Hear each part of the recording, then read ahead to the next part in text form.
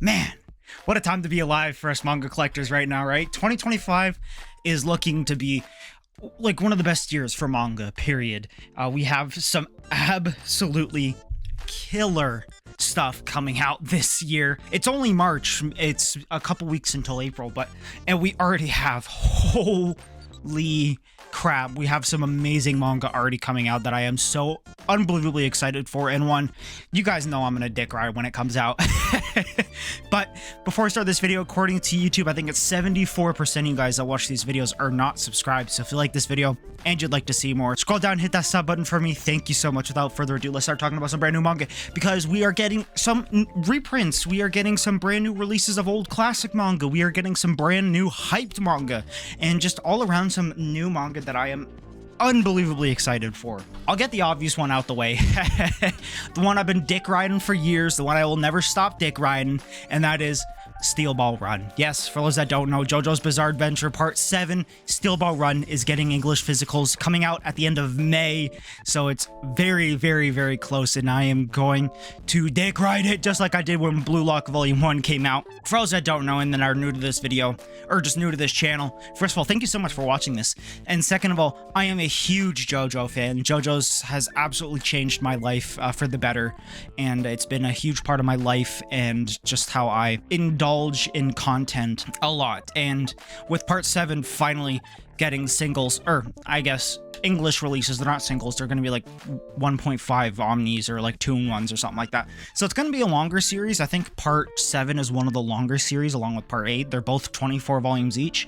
So we're probably going to get 15 or 16 of the Viz hardcovers, which, I mean, I'm down for. It's going to be a lot of money, but I'm down for it. Hella down for. Part 7 is where I think Araki really peaked with his art when it comes to his art style, but when it comes to creativity, I think Part 8 has been his best when it comes to creative character design, stand design, set pieces, and his overall, I guess, color choices, because there is official Color JoJo's manga out there online if you guys are interested in reading it. And Part 7, well, I think Part 7's amazing, and I love how they reused, or I guess rehashed, certain stands from parts ago, like Koichi's stand from Part 4. They took the basis of it and redesigned it in Part 7, which I thought was an immaculate idea. Some other things I'm not going to get into because, you know, there's very spoilers, but, you know, with Dio coming back and, you know, a bunch of other characters that we all know and loved from other parts have, you know, decided to just kind of, you know, reference themselves and all that, and which is a lot of fun, which is something I loved so much about Part 7. But other than that, I think the story for Part 7 is immaculate. Obviously, it is the most famous JoJo's part, and I believe it is number 3 or number 2 most highest rated manga of all time on AniList and My Anime List and all that. I have all the parts out of 10, so it's you know, I'm helping the cause. But I digress. I am so unbelievably excited for Steel Ball Run. It is going to be all I talk about for a little while, and I'm very excited to reread it again, and this time in black and white, because I read it in colored and it is definitely phenomenal, and I'm just so excited to read it again, because I haven't read it in 2 or 3 years, I think, or something like that, so it's been a while for me. Now next is another one I'm so excited for. I do already own it in Japanese, only because the singles are so unbelievably out of print and hard to find, so I decided to buy it in Japanese. But now they are getting omnibuses, and that is Kekai Sensen, or in English, Blood Blockade Battlefront, from the creator of Trigun, is finally getting omnis, and its beloved series getting reprinted in English. I fucking love Blood Blockade Battlefront. If you want my full opinion on it, I made a collection video, so you guys can go watch that, and I give my opinion on Blood Blockade Battlefront. I think it is phenomenal. Both the anime and the manga are very different. There's one character in the anime that just doesn't exist in the manga, and that character was a huge part of the anime, so for it not being in the manga, obviously the stories are so unbelievably different. So if you are interested, you can go watch and read both, you know, so it is 2 vastly different experiences, just with the same characters, you know, and world and all that. But other than that, like, the plots are completely different, and it's something that I definitely did enjoy experiencing more than once. I have seen the anime a couple times. I did enjoy rewatching it more than once. But yeah, I mean, oh, I'm so excited for this. It's only going to be 5 omnis a piece. For those that don't know, there are 2 parts.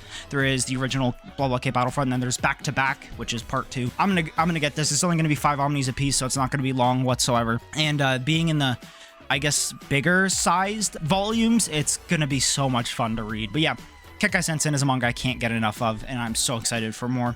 Next is a manga coming out, I believe, in April, and that is The Climber. These are going to be 2-in-1s, which is something I'm very excited for, and The Climber is a very, very, very well-renowned series for having some of the best art. I don't really know anything about The Climber, but I know it is very, very, very well spoken of and endorsed, I guess, or appraised, I guess I should say, but nonetheless, I think The Climber is going to be a series I'm definitely going to pick up and enjoy fully, because I mean, I love experiencing new manga for the first time, and I think, I believe this is only going to be like 5 or 6 2-in-1s, so it's not going to be long whatsoever, because I think in English, or sorry, not in English, in Japanese, I believe it's 12 or 13 volumes. I can't be completely sure, but nonetheless, it's going to be an amazing series I'm very excited for. Next, we have again, another manga that is seriously out of print and out of stock everywhere.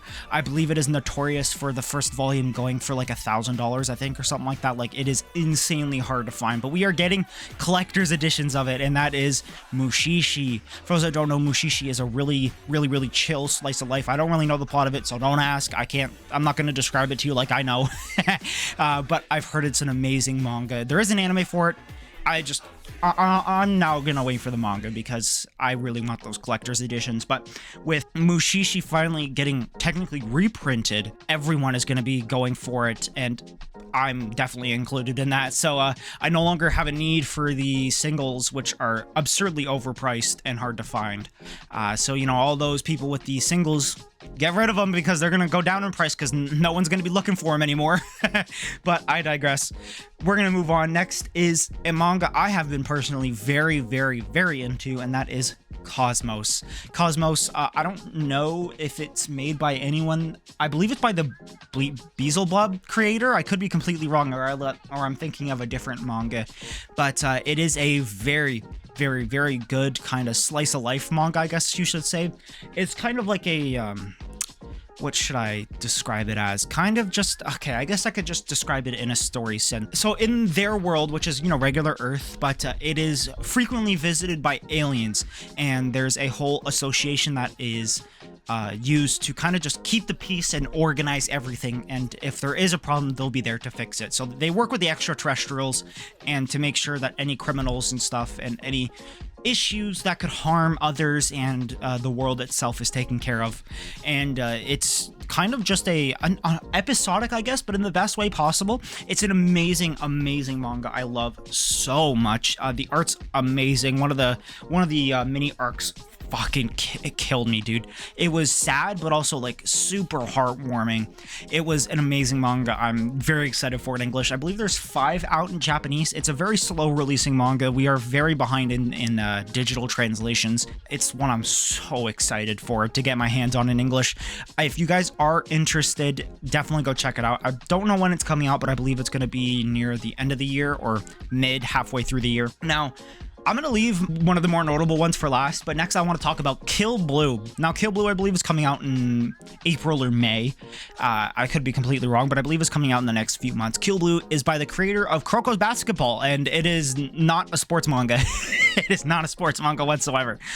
It is actually about a very popular assassin that ends up with a job having to turn into a little kid and having to protect and I guess just hover over a girl, and what just the daily life of an assassin who never went to school, who never had friends, who never knew a social life, that all he ever did was practice his craft. I guess kind of just the daily shenanigans that go on with that. It reminds me a lot of Shinobi Undercover. For those that don't know, it is very similar like that, besides the whole old man turning young.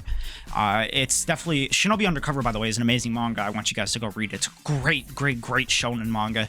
But I digress. Kill Blue is another manga I'm so excited for, because I mean, it's by a very well-renowned mangaka that I love Kuroko's, and I from what I've read of Kill Blue, I really liked Kill Blue. Not only that, the covers so far has been absolutely killer. They have been phenomenal. So I'm excited to dive into Kill Blue whenever it comes out in English, and I hope you guys give it a shot too, because I think it is fucking amazing. It is definitely a staple right now. I do think it is selling pretty well from what I remember reading and all that, so it is definitely one I think is going to continue for a while that I am definitely going to keep up with. But yeah, Kill Blue's an amazing manga. Now finally, we have the banger.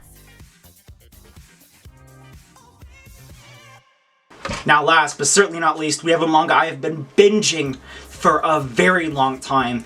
I binged recently, I guess I should say, and one I just got seriously into, and that is Kingdom. Kingdom is finally getting English physicals. It is the most requested manga ever to be asked for English physicals, so with it finally coming out, it is genuinely one of the best announcements we had in a very long time, obviously besides JoJo's. That's just my personal opinion aside. Kingdom is the most requested manga ever to get English physicals, and with it finally getting English physicals, it's gonna be crazy. It actually got announced while I was binging it digitally. I'm about 600 and something chapters in. It is still ongoing, but there are, I believe, 830, so I'm almost there. I haven't read in like a month, because I guess I've just found something else, and I wanted to take a break because I binged it so often and for so long, for such long periods of time. I've just been, for a whole day I'd read for a couple hours, read an arc, and then read another arc, and then read another arc, you know what I mean?